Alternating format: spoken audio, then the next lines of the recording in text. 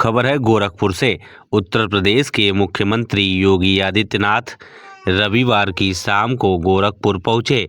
गोरखपुर पहुंचने के बाद उन्होंने ट्रांसपोर्ट नगर और धर्मशाला स्थित रैन बसेरे का निरीक्षण किया और जरूरतमंदों को कंबल वितरित किया। इस दौरान मुख्यमंत्री के साथ गोरखपुर सांसद रवि किशन, मेयर डॉक्टर मंगलेश श्रीवास्तव सहित विधायक और बीजेपी के नेता मौजूद रहे।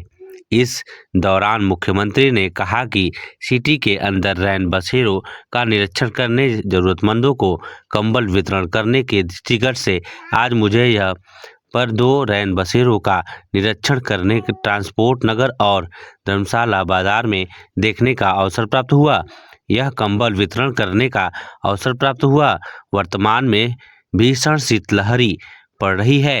भीषण शीतलहरी में जरूरतमंदों को उन्हीं वस्त्र मिल सके, रहने का ठिकाना मिल सके और भीषण शीतलहरी की चपेट में आकर के किसी भी गरीब को, किसी भी कमजोर को, किसी भी बुजुर्ग को कहीं भी कोई दिक्कत ना हो, इसके लिए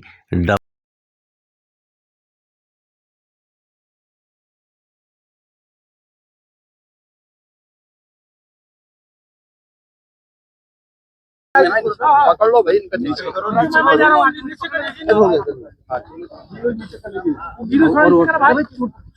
नीचे कर ना, साउंड आई बस नीचे करा था। सिटी के अंदर रेन बसेरों का निरीक्षण करने और जरूरतमंदों को कंबल वितरण की दृष्टि से आज मुझे यहाँ पे 2 रेन बसेरों का निरीक्षण करने, ट्रांसपोर्ट नगर में और धर्मशाला बाजार में देखने का अवसर प्राप्त हुआ है। यहाँ पे कंबल वितरण का भी इस कार्यक्रम के साथ जोड़ने का अवसर प्राप्त हुआ है। वर्तमान में भीषण शीतलहरी उत्तर भारत में पड़ रही है। भीषण शीतलहरी में जरूरतमंदों को ऊनी वस्त्र मिल सके, रहने का ठिकाना मिल सके और भीषण शीतलहरी की चपेट में आकर के किसी भी गरीब को, किसी भी कमजोर को, किसी भी बुजुर्ग को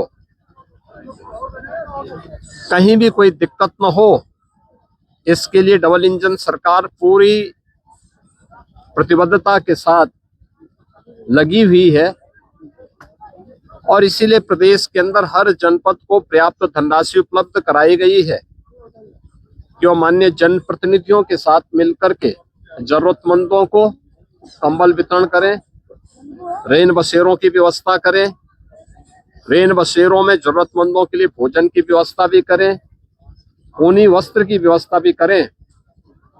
प्रदेश भर में ऐसी पूरी व्यवस्था की गई है और उसी क्रम में मुझे आज यहाँ के माननीय जनप्रतिनिधियों के साथ दोनों स्थानों पर सैकड़ों लोगों को राहत की व्यवस्था के तहत भीषण शीतलहरी में ऊनी वस्त्र, कंबल आदि वितरण करने, भोजन आदि वितरण करने का अवसर प्राप्त हुआ है।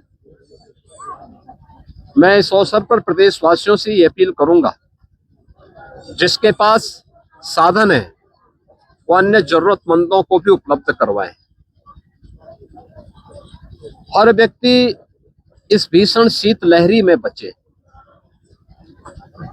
सड़कों पे धुंध है, कोहरा है, ये अनावश्यक यात्रा से बचे। जिन लोगों को आवश्यक यात्रा आवश्यक हो, वे गाड़ी की स्पीड को सीमित रखें। घर से बाहर निकल रहे हैं, भीषण शीतलहरी है, हमें याद रखना होगा। हम पौधों को भी देखते हैं, अगर पाला से बचाना होता है तो पहले उसको सिंचाई कर देते हैं। शाम को सिंचाई कर देंगे तो रात्रि में पाला पौधे को नहीं मारेगा, फसल को नहीं मारेगा। ऐसे ही हम गर्मी के दौरान भी देखते हैं कि भीषण गर्मी में लू की चपेट में आने के पहले एक सुझाव दिया जाता है कि पेट में पानी भरा होना चाहिए, यानी भरपेट पानी पी करके व्यक्ति बाहर अगर लू में जाता है तो नुकसान नहीं होता। ऐसे ही भीषण शीतलहरी और भीषण गर्मी के दौरान भी अगर पर्याप्त मात्रा में जल राशि हमारे पेट में है तो इन दोनों से बचा जा सकता है। हम कोल्ड वेव से भी और गर्मियों में लू से भी बचने में मदद मिलेगी। सभी लोगों को इसका सावधानी का ध्यान रखना होगा। सार्वजनिक स्थानों पर जो अलाव जलाए जा रहे हैं उसको सार्वजनिक रूप से जो लोग चलते हैं उन लोगों के लिए रहने देना चाहिए, उसको अनावश्यक रूप से उठाना नहीं चाहिए। बहुत सारे लोग हो क्या रहे हैं कि अलाव जलाया जा रहा है उसको उठा करके लेके चले जाते हैं। आप एक जरूरतमंद के लिए इस व्यवस्था होती है वह देखेगा, नहीं तो कम से कम अगर कोई सामान्य पशु है उसके लिए भी उपयोगी हो सकता है। तो ये बहुत सारी चीजें हैं जिसको हमें थोड़ा ध्यान रखना होगा।